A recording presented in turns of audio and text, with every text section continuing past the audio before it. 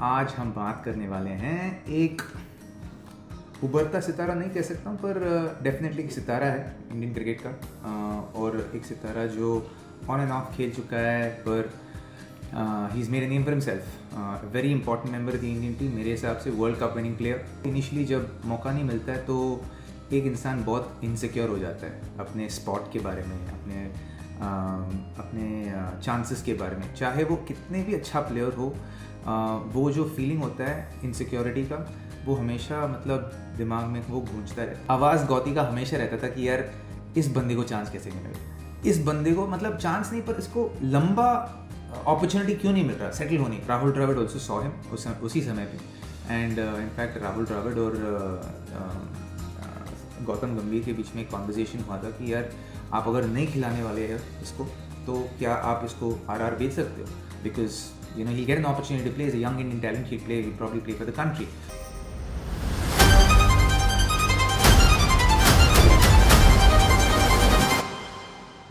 Hello नमस्कार, कैसे हो आप? Hope all of you are doing well. आज हम बात करने वाले हैं एक उभरता सितारा नहीं कह सकता हूँ, पर डेफिनेटली एक सितारा है इंडियन क्रिकेट का, और एक सितारा जो ऑन एंड ऑफ खेल चुका है, पर he is made a name for himself, very important member of the Indian team. मेरे हिसाब से वर्ल्ड कप विनिंग प्लेयर। हालांकि उन्होंने वर्ल्ड कप में कोई गेम नहीं खेला था। मैं आज बात करने वाला हूँ संजू सैमसन के बारे में।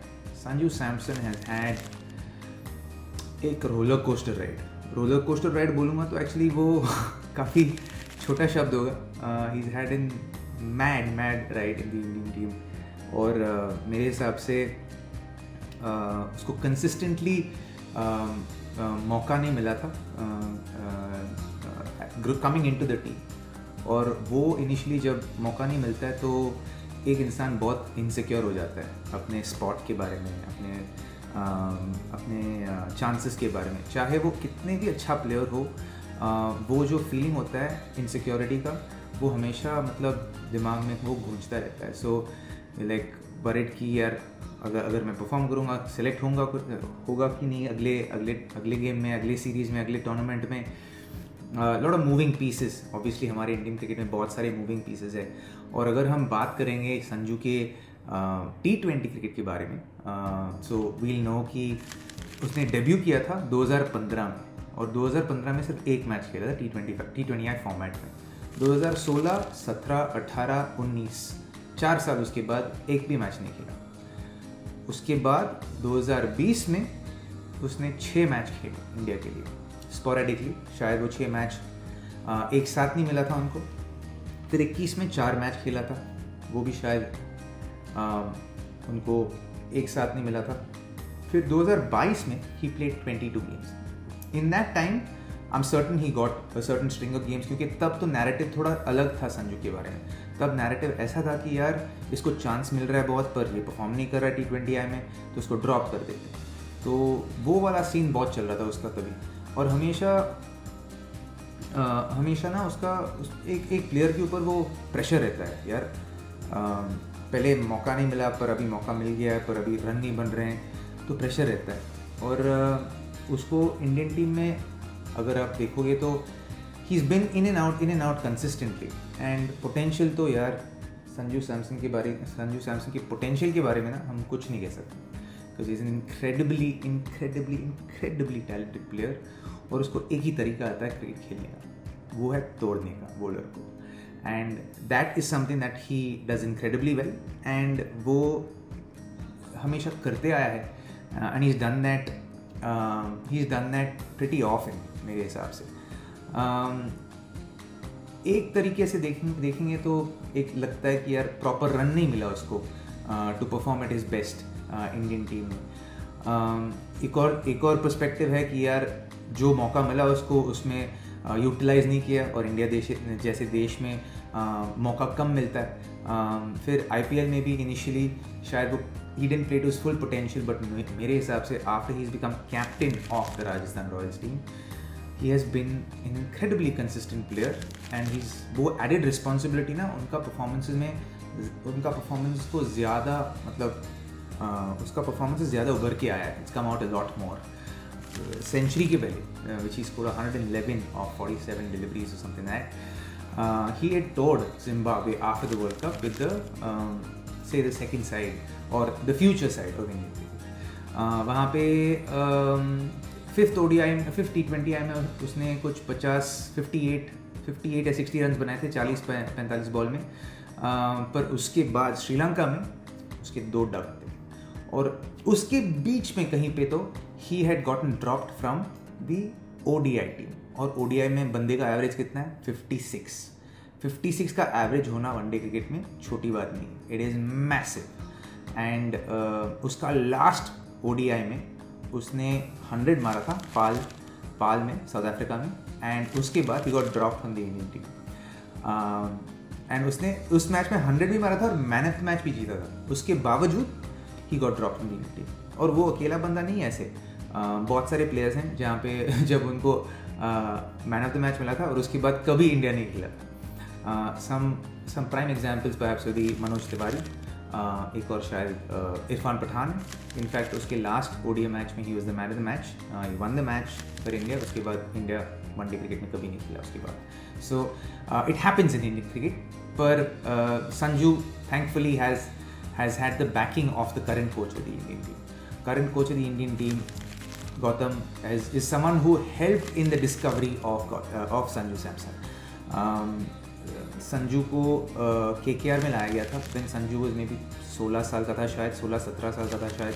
And they saw that he was enormously talented. पर उस समय पे उसका टीम में जगह नहीं बना था. And Rahul Dravid also saw him उसी समय पे. एंड इनफैक्ट राहुल द्रविड़ और गौतम गंभीर के बीच में एक कॉन्वर्जेसन हुआ था कि यार आप अगर नहीं खिलाने वाले हैं इसको तो क्या आप इसको RR बेच सकते हो, because you know he get an opportunity to play. As a young Indian talent he'll play, he'll probably play for the country. And Gautam Gambhir readily said yes, you know, we can go ahead with that. And then they released him and RR picked him. And the rest, as you know, is history. He played for RR for a long time. Then he played for Delhi Daredevils शायद for a couple of years, and then he came back to RR and has done exceptionally well since. But that was the discovery of Sanju Samson. पर उस समय पे Gotti had a big role to play. So Gotti knew of his talent and he always backs talent. And when he became the even when he was not coach of the Indian team, वो एक आवाज़ Gotti का हमेशा रहता था कि यार इस बंदे को चांस कैसे नहीं मिलेगा, इस बंदे को मतलब चांस नहीं पर इसको लंबा अपॉर्चुनिटी क्यों नहीं मिल रहा सेटल होने को इस टीम में.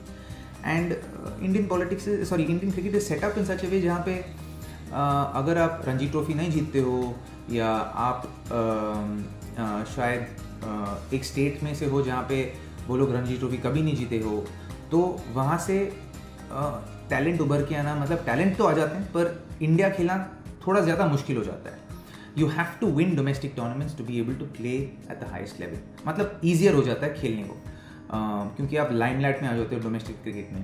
पर his talent was so exceptional कि इसको you couldn't keep him out because he was so good. And with him, that was one thing that always kind of stood the test of time, that his talent is incredible. बस उसको opportunity और थोड़ा backing चाहिए था.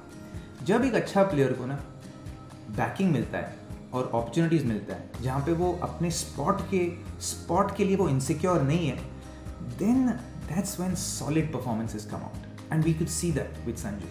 उसने कहा था कि यार सूर्या, गौतम भाई, असिस्टेंट कोच अभिषेक नायर, उन्होंने 3 हफ्ते पहले बोल दिया इसको कि यार ये ओपन करने वाला है इस सीरीज़ में बांग्लादेश के खिलाफ. उसको प्रॉपर प्रेपरेशन का समय दिया. ये बंदे भी जाके RR में जाके वो अकेडमी नागपुर में जाके प्रैक्टिस किया, मेहनत किया उसके बाद. एंड उसने बोला कि पहली बार मैं इस सीरीज़ के पहले जब मैं आया था मैं 10% ज़्यादा तैयार था compare to previous series. And वो जब बैकिंग दिया गया था कि यार हमको पता है कि यार तुम्हारा टैलेंट क्या है और हम आपको बैक करना चाहते हैं नो मैटर वॉट. और ये सिर्फ बातें नहीं थी, इनफैक्ट एक्शंस भी थे. And that's great from the captain, from Surya Kumar Yadav. It's incredible from the coaching staff to be able to back a solid player like that. पहले match में अच्छा प्रदर्शन कर रहे थे. They were chasing a small target. वो अपने आप के लिए भी खेल सकता था उस समय पे, पर नहीं खेला उन्होंने. He actually played for the team. He played true to his nature. Team का इथॉस था कि ये हमारा टीम का इथॉस ये है कि हम लोग यार अग्रेसिवली खेलेंगे, लगातार खेलेंगे, मतलब लगातार मारने की कोशिश करेंगे. Will try and score as much as we can, and we are seeing कि परफॉर्मेंसेस कैसे कैसे आ रहे हैं. 297 अगेंस्ट बांग्लादेश इन 20 ओवर्स, मजाक की बात नहीं है. ऑलमोस्ट 300 स्कोर करना एक T20 आई में. पर उसके बावजूद जब वो 128 चेस कर रहे थे, ही मेड श्योर कि यार he play true to his nature, you know. And sure enough when he play true to his nature, अपने आप को बैक किया, वो बैकिंग जो मिला उसमें थोड़ा कंफर्ट मिला उसको, एंड वॉज इनक्रेडिबल यार. वो 100 तो होना ही था. I just felt it was a matter of time. अगर इस मैच में उसका कम रन बनता तो शायद उसका रोप शायद would start ending. But the fact that he has gotten 100 now, I have no doubt कि वो कंटिन्यू करेंगे ओपन करने के लिए for some time to come, at least unless he has a very very bad season.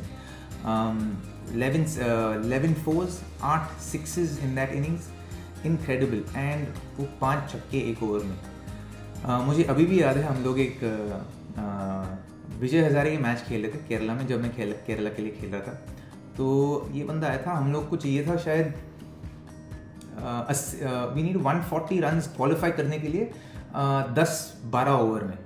तो मैं तो एक साइड से मार रहा था, ये जस्ट विकेट गिरा था तो ये आया था. तो मैंने बोला सुनो, तुम खेलोगे तो हम जल्दी ख़त्म कर सकते हैं, एक बॉल देख लेना, उसके बाद तुम तड़ी देना शुरू कर लो. ये बंदा पहले बॉल स्टेप आउट करके लॉन्ग ऑफ के ऊपर ग्राउंड के बाहर छक्का मार दिया.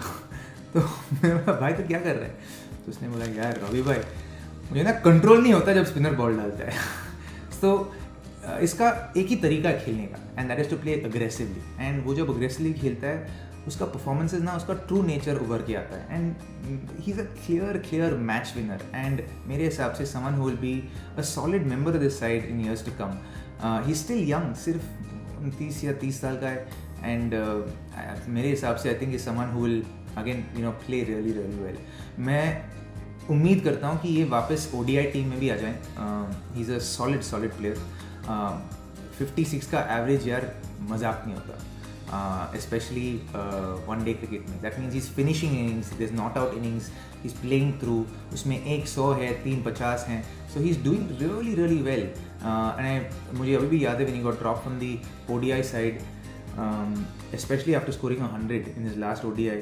जब मैं बात किया था उसके साथ यार, obviously बंदा शिकन होता है, and लगता है कि यार मैं गलत क्या कर रहा हूँ, मेरे साथ ऐसे क्यों हो रहा है. And it's something that every cricketer goes through. And Sanju को जितना मैं जानता हूँ, बिंदास बंदा है पर ऑल्सो बहुत इमोशनल बंदा है. एंड और मैं उसको बचपन से जानता हूँ. You know is been a very sweet kid. In fact हम दोनों एक ही बर्थडे शेयर करते हैं. सो एक अफेक्शन है संजू के लिए. और मैं बहुत ज़्यादा खुश हूँ कि he is perform the way he is perform. And यकीन करता हूँ कि आगे भी करेगा. अगर इस तरह का बैकिंग है ऐसे पोटेंशियल प्लेयर के लिए, ज़रूर कुछ ना कुछ गजब ही करने वाला अपने करियर में. I believe that there is more to come. उसके सपोर्ट सिस्टम बहुत सॉलिड है. You know Charu his wife is a big support system for him. He is got a great team that he works with, that he trusts. And off the field भी वो बिल्कुल वैसा है जैसे कि on the field. और जब से वो आरआर का कैप्टन बना है, I have seen a great change in and a very positive change. बहुत मैच्योर हो गया है, एंड ओनरशिप लेता है अपने आप के बारे में, अपने कैप्टनसी के बारे में. ऐसे नहीं कि वो किसी को प्लीज़ करना चाहता है. इंसान ऐसा है कि यार वो रिस्पॉन्सिबिलिटी लेता है, जो भी वो चीज़ करता है उसकी जिम्मेदारी लेता है. And he stands up to anyone. It could be a great. शायद अगर वो कोच के साथ डिसएग्री करता है तो वो हिचकिचाता नहीं है, वो बोलता है कि यार मैं इस चीज़ से आपके साथ में डिसएग्री करूँगा, और वो रीजंस भी बताता है. He is matured a lot, and I feel like he stayed true to his game, which is why मैं बहुत ज़्यादा खुश हूँ उसके लिए. आई बिलीव दैट उसका परसिवियरेंस जो है, उसका यकीन जो है अपने आप में, that is incredible. And I feel like in time to come he's going to do exceptionally well, and I'm very happy for his success. And Sanju Samson मेरे हिसाब से will continue to shine, and will be someone that will hold Indian cricket in very good stead. शायद captain vice captain का भी as time goes on, there could be an opportunity that comes his way, because he's already leading in the IPL. He's leading really well, so that could be an opportunity. That's it on this episode. अगले episode में मिलेंगे, and I'll see you next time. Cheers guys.